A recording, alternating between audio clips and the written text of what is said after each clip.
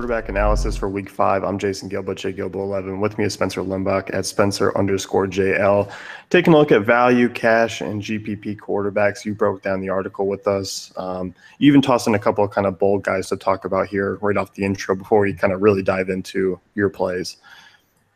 Yeah, and the first one I wanted to mention was Carson Wentz. I kind of wrestled back and forth whether to include him in the GPP quarterback section, but ultimately got edged out by Derek Carr and Phillip Rivers, who I think have more upside in their respective games. But Carson Wentz is definitely on a roll this season, outperforming all expectations that anyone has ever set for him. So now he goes against Detroit. Very good matchup on paper. Detroit's bottom 5 secondary in the league. They've got shredded by Andrew Luck, Aaron Rodgers. Brian Hoyer put up a pretty good performance against them last week. So you really like that all going for Carson Wentz. The fact that this is on the road, Carson Wentz's salary is marked up a little bit, $7,500 on FanDuel, kind of leads me a little more cautious around this pick. And as I mentioned, Detroit played Chicago, got beat last week. So you think they're going to come out a little more fired up in this game at home. So those are the reasons I'm a little more apprehensive on him. I have a couple other GPP plays ahead of him. But if you are making multiple lineups, I think Carson Wentz should be involved in that. Yeah, I definitely do too. I like him quite a bit this week. I know you don't have him featured, but you're still a guy who's going to give him a little bit of consideration. Tom Brady here you also highlight, who probably doesn't need much of an intro or description as far as why he's in contention.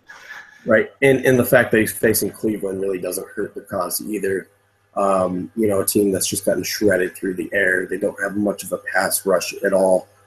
So Brady could really just sit back and have a field day, just be vintage Brady. But you're definitely going to have to pay a premium for him, and that might be a little bit difficult to do when you have guys like Ben Roethlisberger, Aaron Rodgers at a similar salary, also in pretty good situations. And you have to remember, this is Brady's first game back. He wasn't even practicing with the team through his 4-game suspension, so maybe there's a little bit of rust. Likely not. I mean, this is Tom Brady. You have to trust him. You think he can just go out there and do this in his sleep, especially against the Browns. So he's a guy I'm considering for GPPs, but I have a little more faith in the other guys that we'll mention in the cash game section for a similar salary. Well, I mean, Brady wasn't practicing with the team, but he was out throwing passes to Giselle in the front yard. So, I mean, that's pretty close to, throwing to Julian Edelman against the Browns secondary. I did see that. He was also, in South America too, just, overseeing the nice, beautiful landscape there. So maybe he's just extra refreshed and extra chill going into this game. Yeah, I mean, I think that's definitely something we need to factor into his price. I mean, FanDuel definitely did. Can we, put that into the optimizer somehow, and it spits us out a new projection just based off of that? I think so. I think we can work in a South American model, and that pops up. Yeah, it's only going to affect one player, but yeah. Yep. He gets like a 2-point boost every week. So, in terms of cash games here, you talk about Ben Roethlisberger, who's coming off a big week, gets a Jets secondary that's really been suspect for pretty much all 2016 so far. Yeah, and they've really given up the big plays. It's not just Darrelle Revis, but it's noteworthy that Revis is not quite himself. Reports that he's been out of shape, obviously on the decline with his physical abilities, which is number one thing you have to worry about with cornerbacks in the NFL. If they lose a step, that's tough to make up in any situation. And Big Ben has just been awesome at home over the past few seasons. He has all of his weapons at his disposal. Obviously, Antonio Brown, number 1 receiver in the league. Sammie Coates is really emerging as a deep threat, for that offense. Now Le'Veon Bell, one of the best pass-catching running backs, is available and ready to shoulder a full workload. So it all sets up very well for Big Ben. And another noteworthy thing is that I will be in attendance at that game. So maybe I can give a little voodoo spell and, cheer for Big Ben to put up 30-plus fantasy points. All right, so now I'm sold because, I mean, that's a pretty good narrative. It's when other people that I know go to games, I'm usually going to be looking to get some exposure there. There you go. There you have it. As you mentioned with Sammie Coates, I mean, it was interesting when I ran the stack optimizer this week. The Steelers were the optimal stack, but it wasn't Bell in there with Brown and Roethlisberger. It was Coates as that third option, which is kind of an intriguing GPP play. I haven't looked at his salary, but I'm willing to guess that it's pretty cheap on both sides. He's 5,300 on FanDuel. I'm not sure about DraftKings off the top of my head, but decent wide receiver 3 pick. He can hit value in one play. And if he gets a couple of 50-yard bombs under his belt, I mean, you're looking at a pretty good payoff for the salary. Yeah, definitely. Aaron Rodgers, you talk about next, 9,100 against the Giants at home. And this one, I mean, hard to argue. I don't think any of us were really concerned with Rodgers' performance throughout the first couple of weeks. I mean, that one against Minnesota, you know, they're the elite defense right now. So getting a Giants defense here at home, I mean, hard to not to like them. Right, and Rodgers really wasn't that bad from a fantasy standpoint against Minnesota. He was still throwing touchdown passes. It was just the fumbles, the pressure, the sacks, everything that was kind of concerning. Obviously, the pick at the end. In the Giants rank 11th overall in pass defense. I'm not really sold on that ranking. I mean, they went up against Dak Prescott in his first career game. It was obviously very conservative game plan from the get-go. Got bailed out by against Drew Brees, where they had a heavy time of possession advantage in that game, really kept the ball out of his hands. So I don't think this is as good of a secondary as their ranking suggests at this point in the season. Obviously, Aaron Rodgers and all these veteran quarterbacks, like we said with Big Ben, perform a lot better at home. That's been the story throughout Rodgers' career. He's coming off a game where he had 4 touchdown passes. I believe they all came in the first half, or 3 of the 4 came in the first half, and then Green Bay really kind of throttled down, just trying to preserve the lead and shoot the clock. So I think Rodgers is certainly capable of another 300-yard, 3-touchdown performance here. And you know he really loves playing on prime time. This is the Sunday night game. I think it just all sets up very well for Rodgers. I like him or Big Ben as my number 1 pick, cash game pick going into the slate. Yeah, I'm definitely with you there. Those two are my favorite options. GPP quarterbacks here, you're looking at the same game. Phillip Rivers and Derek Carr at a similar price as well. Are you just kind of anticipating a real back-and-forth affair? Yeah, and I mean, this is the highest projected scoring game according to the Vegas odds, and it's not really hard to find out why.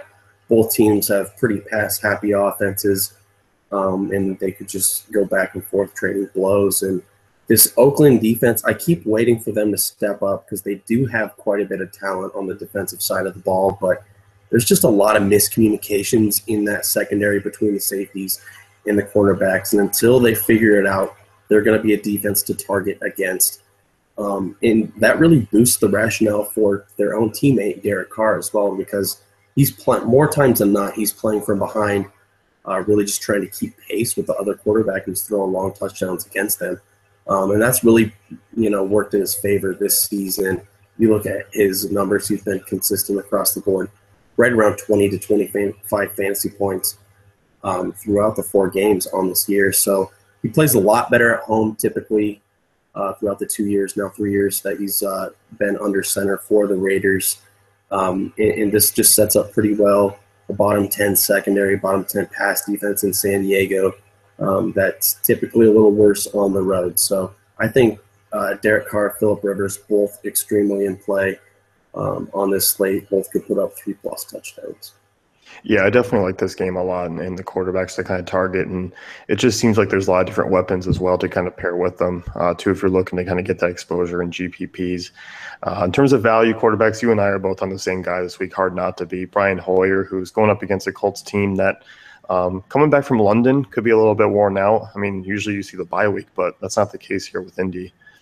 Right, and that defense does have Vontae Davis back, but I'm not 100% sold that that's going to turn things around for them. So I think this is just going to be another solid fantasy performance from Brian Hoyer. You're talking about 17 to 20 fantasy points, something he's done in this past 2 starts. So I really like this pick here. He's still only $6,000 on FanDuel, which, I mean, we just need to take a step back and consider that he's basically minimum salary over there, even though he's been putting up 20 fantasy points over the past 2 starts. So this is another game where he could fall into a shootout, throw the ball maybe a little bit more than we expect. So, I mean, it's just hard not to look at him, look at the value he brings to the table, look at the, chances he has at hitting around 20 fantasy points, and then, justify spending 2,500, 3,000 more on a quarterback. So you're obviously going to have to play around with things, see how it works out if you have Big Ben in your lineup, and then you pivot down to Hoyer, see how that opens things up and gets other players you want in. But I think Hoyer is the play for value quarterbacks this week.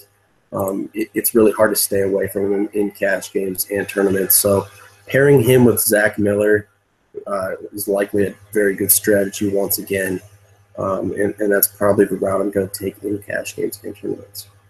Yeah, I'm definitely with you. And I mean, I kind of want to bounce this off you. I mean, if you feel like you can use Hoyer, I mean, you like Rodgers, you like Roethlisberger, but you could also possibly get exposure to that passing game still through guys like Antonio Brown, Jordy Nelson, and just kind of still using Hoyer. And it's funny you mentioned that because I have both of those guys in my FanDuel lineup right now. I kind of make a preliminary lineup this point in the week, just guys off the top of my head that I'm really looking at in good spots. And I have Hoyer, Miller at tight end, Antonio Brown, Jordy Nelson, all in those spots. So that's the way I'm looking as of Wednesday this week. So unless things change a little bit, that's probably the route I'm going to take. You're welcome. Well, I mean, I said I already had it. So, I mean, I guess this gives me a little more confidence, but it's not like you made up my mind. Yeah. I mean, do you see these chandeliers back here? That's lineup winning money right there. Yeah. You just bought that house overnight. You showed them your FanDuel balance, and they're like, here you go, sir. Yeah. No loan needed. Yep. Just pulled up the contest history. That's going to wrap things up with the FanDuel quarterback analysis for Week 5. Be sure to head on over to dailyfantasycafe.com and check out our great tools and content.